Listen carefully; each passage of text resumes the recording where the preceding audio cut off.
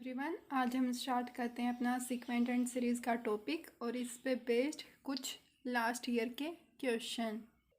A sequence is a number arrange in a definite order according to certain rule.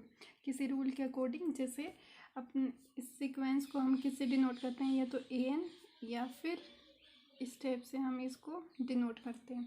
For example, एक sequence ली मैंने, सारे even number आ रहे हैं उसमें 2, 4, 6, 8।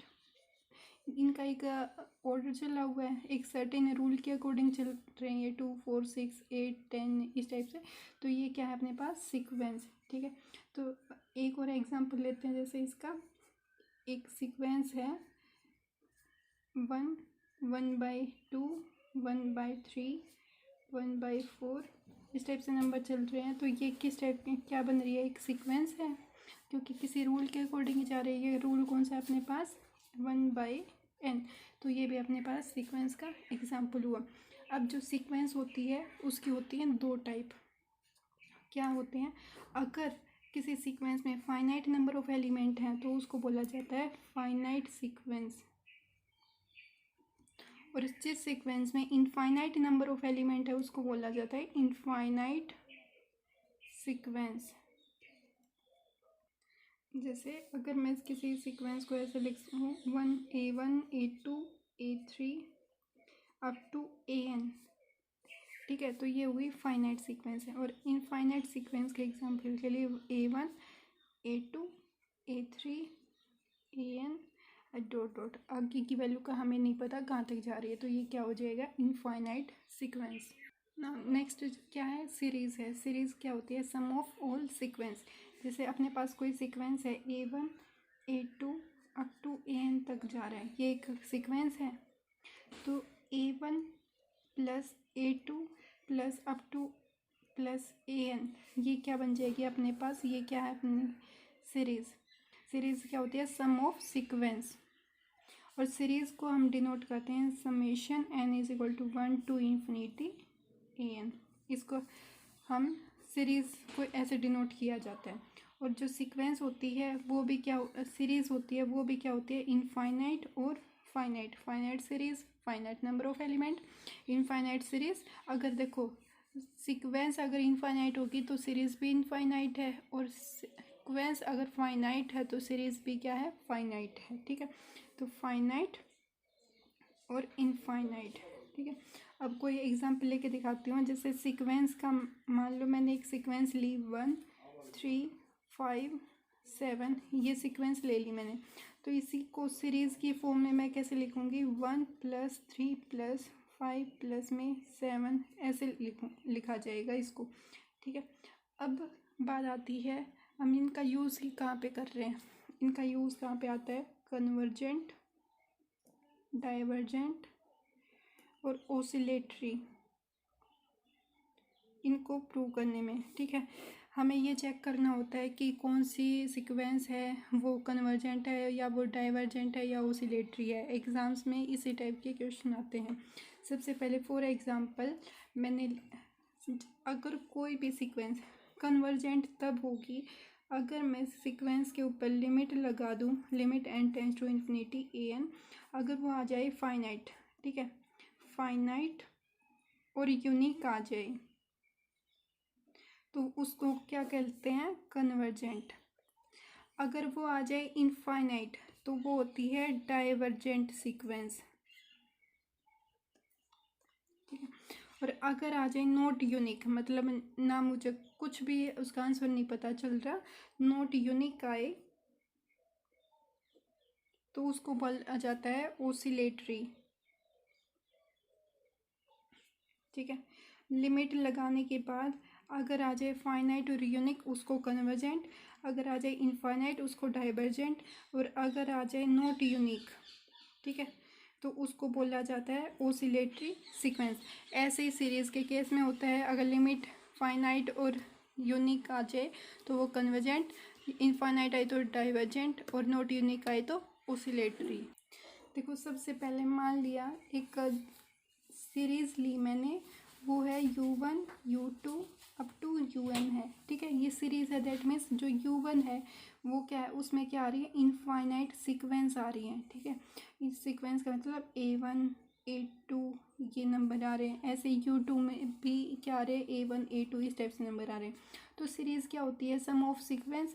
तो सीरीज़ का सम निकाल लिया मैंने, U1 plus U2 up to UN, ठीक है।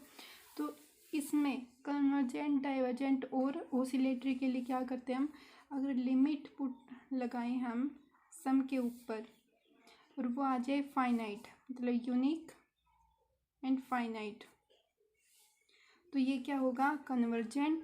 अगर यहाँ पे आ जाए सम लिमिट लगाने के बाद इनफाइनाइट प्लस या माइनस इन्फिनिटी, तो वो होती है डाइवर्जेंट। और अगर आए नॉट यूनिक तो उसको बोला जाता है ओसिलेटरी सीरीज, ठीक है। फॉर एग्जाम्पल ये एक अपने पास सीक्वेंस है और ये चेक करना है कि या कन्वर्जेंट है, डाइवर्जेंट है या ओसिलेटरी सीक्वेंस है। सबसे पहले हम चेक करने के लिए, इसमें n स्क्वायर है तो मैं इस n स्क्वायर को कॉमन ले लेती हूँ, n स्क्वायर 2 प्लस में 3/n, और यहाँ पे क्या आ जाएगा, नीचे भी मैं n स्क्वायर कॉमन ले लेती हूँ, 4 प्लस 5/n, ठीक है। n स्क्वायर से n स्क्वायर कैंसिल। अब यहाँ पे लिमिट लगा देती हूँ, क्योंकि कन्वर्जेंट डाइवर्जेंट के लिए हम लिमिट लगाते थे, और लिमिट अगर आ जाए फाइनाइट और यूनिक तो वो होती है कन्वर्जेंट। तो इस पर लिमिट लगाने के बाद limit n tends to infinity 2 plus 3/n plus 4 plus 5/n, limit, इसमें लिमिट लगाओ तो ये आ जाएगा 2 प्लस 3/इन्फिनिटी क्या हो जाएगा 0, और 5/इन्फिनिटी क्या हो जाएगा 0, दैट मीन्स 2/4, ये आता है 1/2। और 1/2 क्या है, अपने पास एक फाइनाइट नंबर है, फाइनाइट है तो फाइनाइट यूनिक के लिए क्या होता है, कन्वर्जेंट। क्योंकि अगर लिमिट लगाने के बाद आ जाए फाइनाइट तो वो होती है कन्वर्जेंट सीक्वेंस, अगर आ जाए इनफाइनाइट तो वो होती है डाइवर्जेंट, और नॉट फाइनाइट आए तो वो होती है ओसिलेटरी। एक और एग्जांपल कर लेते हैं इसी पे, जैसे फॉर एग्जांपल एक सीक्वेंस है अपने पास 2 की पावर n, ठीक है। इसको हमने चेक करना है क्या ये कन्वर्जेंट है, डाइवर्जेंट है या फिर ओसिलेटरी सीक्वेंस है। तो लिमिट लगाते हैं, limit n tends to infinity 2 की पावर इन्फिनिटी, 2 की पावर इन्फिनिटी क्या होगा, इन्फिनिटी, तो ये क्या है अपने पास डाइवर्जेंट सीक्वेंस। एक और ओसिलेटरी का और एग्जांपल कर लेते हैं, अगर कोई सीक्वेंस है अपने पास 4 प्लस माइनस 1 की पावर n, ठीक है, ये मैंने एक ले ली सीक्वेंस, ठीक है।